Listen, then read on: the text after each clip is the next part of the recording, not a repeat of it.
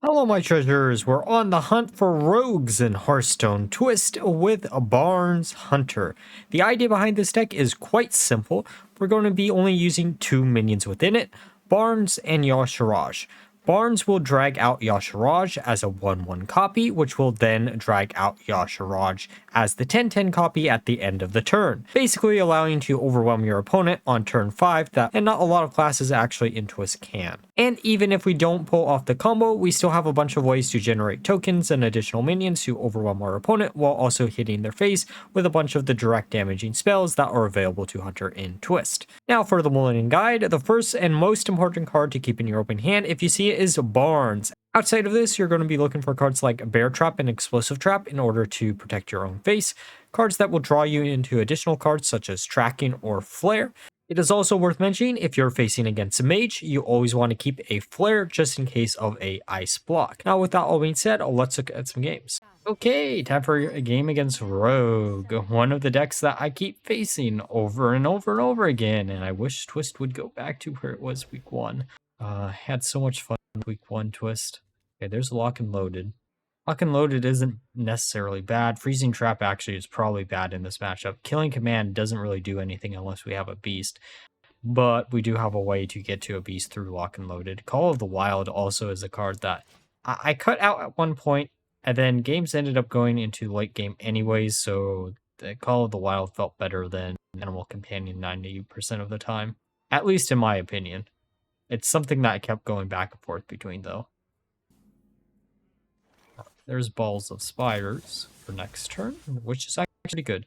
It's actually a pretty good top deck for turn 3. Really would wish we had some information of what they were playing. I'm assuming it's going to be some Jade variant. Her Dagger Mastery and not Attack. Okay, that's weird. I guess we just Ball of Spiders here. There's no other option, really. I mean, there are other options, but all of them feel really, really bad, so we might as well do it now.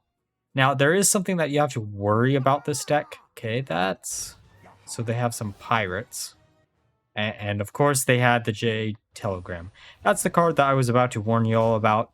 If your opponent pops your little spider lanes when they have Jade Telegram in hand, then they can shuffle one of your beasts back into the deck. And then that basically turns off Barnes, which is not a good idea. Well, I mean, it makes it a 50-50 shot instead of 100%.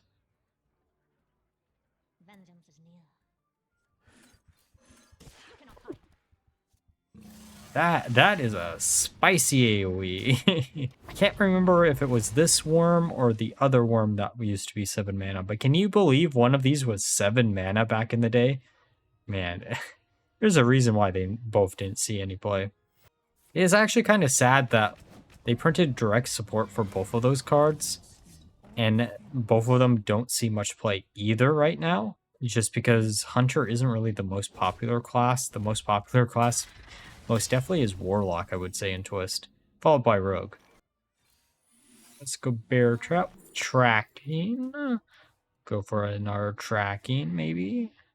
Actually, we could put Spore down. They'll probably instantly get rid of it with either their hero power or with the 2/2, I'd assume.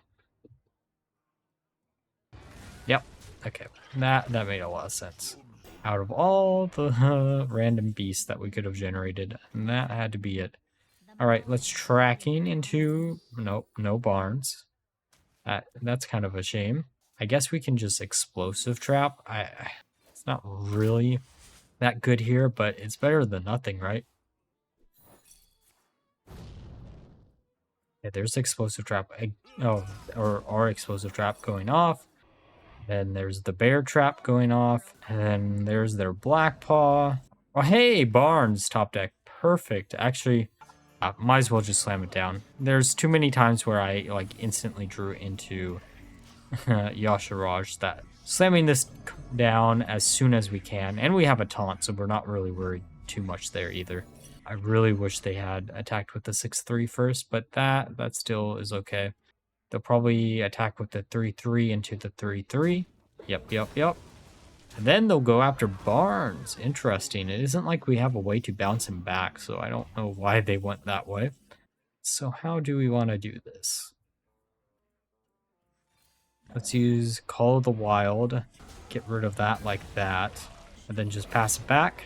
We should still be fine as long as Yashiraj... I mean, actually, we don't even need Yashiraj to live for an additional turn. But it would be really helpful if he did. Okay, yeah, that... Sure, shuffle that into the deck. That's not going to do much. Oh, Unleash Hounds. Perfect top deck. Okay, so we have... Well, it doesn't matter. Because all of the hounds are going to get a bit of a charge buff. And we're on the hunt for game. Okay, time for a game against Paladin. Oh, let's see what they have in store for us. I haven't actually ran into too much Paladin in Twist. I know the anything can happen deck is floating around, I think, or everything is awesome. I don't remember which is the card's name. The one that resurrects a bunch of Murlocs at the whenever you use it for like 8 mana. Ooh, Barnes and basically the opener is actually really nice, especially because Paladin doesn't have a way to interact with her hand. Unlike a certain other class that I know of, that is literally everywhere. Flare actually might come up in this matchup besides just being a draw power card. We'll end up seeing what it does though in the long run. Okay, they're going to discover a card here. I am actually kind of curious if the discover pools in this game mode are bad enough where you just don't want to run them. Because I know that used to be a problem back in the day when it came to Hearthstone, but then they made it where there wasn't really a trade-off between discover and like stat lines, and then that stopped becoming an issue, and then everyone was using discover cards. But I don't know if that's going to be the case. And I'm not really worried about having to do a bunch of damage next turn, but we're going to try to prevent them from buffing anything up, because if it is the hand buffing deck that I think it probably is, then we might not be in a good position. Okay, Hammer of Wrath doesn't really tell me what they're playing. And now it's time for the show to begin. Barnes, bring out our old god, why don't you? We'll put the fear into you.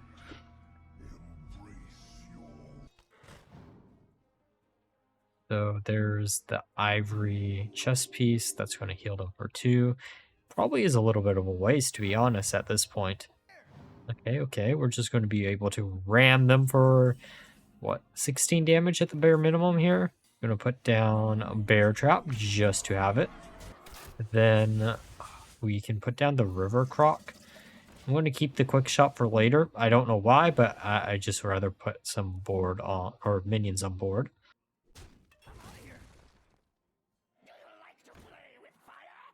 But of all the cards they could have randomly generated, of course it's Execute. Oh, Virgil. That's an interesting card.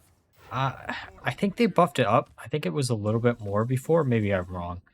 Sometimes it's hard to remember what existed back in the day and what did not. Ooh, Killing Command is probably the safest bet. Just as pure damage to their face. And then we can just pass it afterwards. Hopefully they don't put a big taunt. Actually, it doesn't even matter if they put up a big taunt. The thing that matters if they have a taunt and a heal. If they don't have both of those things, we're good. Okay, they have a heal. That's not a taunt, but they do still have 3 mana for the taunt. There's Bear Trap.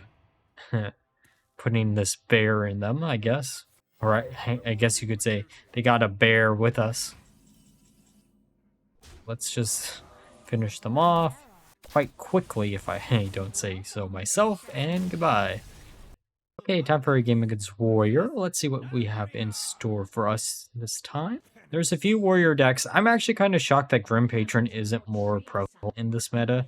I would assume that deck would have actually been probably pretty decent, but it looks like the cards that got printed in the mini wild only set are just way more powerful than anything else that existed. Though this combo actually does counter at least one of the new class decks, which is Rogue. Okay, we could use the Flare here, or we could just Hero Power. I think Hero Power is probably the safest bet, or Bear Trap even.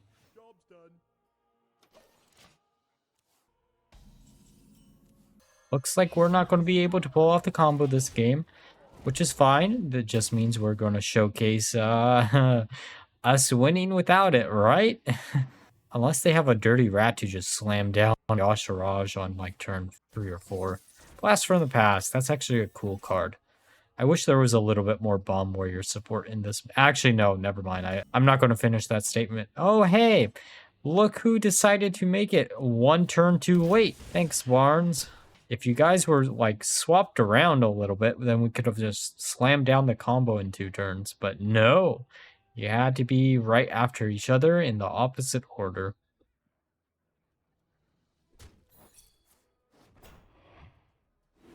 Well, go to hit face. They're actually using a discipline right now. Huh.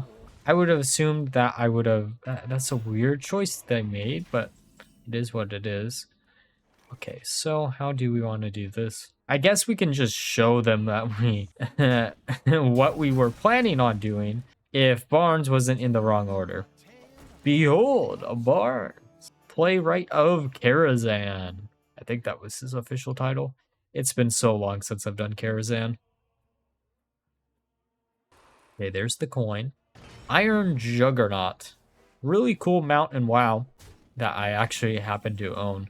I always did find it interesting, the few cards from like Pandaria that made it into Hearthstone without us actually going to Pandaria. All right, we're going to try to bounce back the 6-5.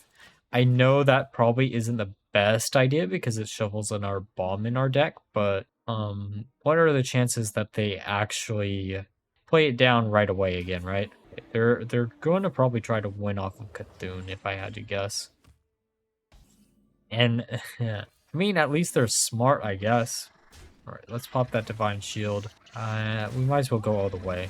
Because I don't want them to double that Battle Cry out of all of them, and then we can just use our weapon again. Use our hero power, pass it back.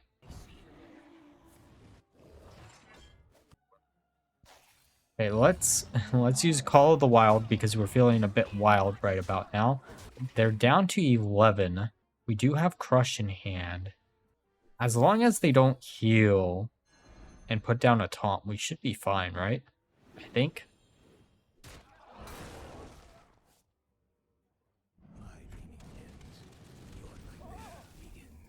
Well, we're gonna crush their hopes. Turns out the king is stronger than a god. So, a game against Hunter. Curious of what they're going to be playing. Again, one of the classes that I haven't seen too much of. This opener doesn't look too awful. I mean, it doesn't look that great either, but it's still better than nothing, right? Okay, they're just going to pass it back to us. I guess we could use On the Hunt, but I think we're just going to pass it back to them. If there's Steady Shot. We're taking this nice and steady. Okay. Oh, this is a game that I swapped back to Animal Companion from good old Call of the Wild. Ended up going back just because I needed some other late game threat besides Yasharaj. Just as a backup plan. I guess we slammed down the weapon. I really would love to see some minions.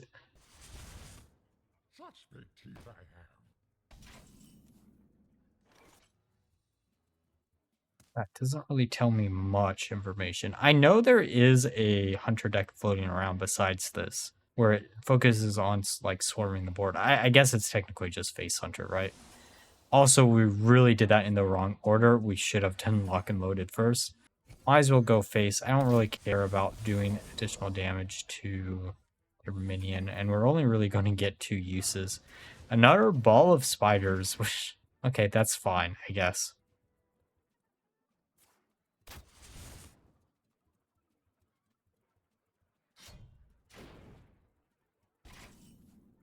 Hey, Barnes! Top deck on turn 5. Don't mind if I do. Let's get rid of their minion and then pull off our combo. And behold, a ton of stats this quickly. It's so nice to see it. Okay, there's Arcane Shot.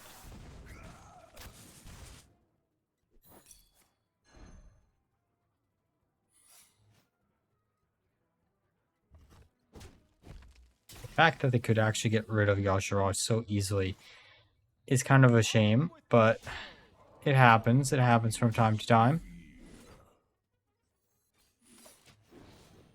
Well, we should be able to finish them off next turn unless they have some type of AoE. But Hunter isn't notorious for having AoE, so probably not going to be a problem. I'd assume it wouldn't be a problem, I should say. Yeah, that is a card that I meant when I know there's a Hunter deck floating around. This is basically what it does. Actually, this might be it, actually. Where it summons a bunch of little small beasts and then just draw a bunch of cards from your deck. It isn't a bad idea, it's just this is a lot funnier and has a bigger high roll, which is exactly what I want in a deck. Well, unless that's Explosive Trap, we should be fine. And it isn't, so we're just gonna go in for game, it looks like. Alright, now that we're through the games, let's discuss my final thoughts of the deck. So, this actually shocked me. I didn't expect this deck to work as well as it did, but that might be because I was facing Rogue after Rogue. Rogue, you have an incredibly easy matchup since most Rogue decks aren't running cards to easily destroy Yashiraj, and thus allowing you to basically beat in their face by turn 6. Though I will say, if you are facing a lot of Warlock, for some dumb reason, Yashiraj was always stuck to my hand, and this deck felt like it had a really bad matchup against that deck. But for the most part, any deck that isn't Warlock, at least discard Warlock, this deck feels pretty strong and is an easy recommendation for you all to try out. Now, like always, if you enjoyed the video, please like, comment, and subscribe. Until next time, bye-bye.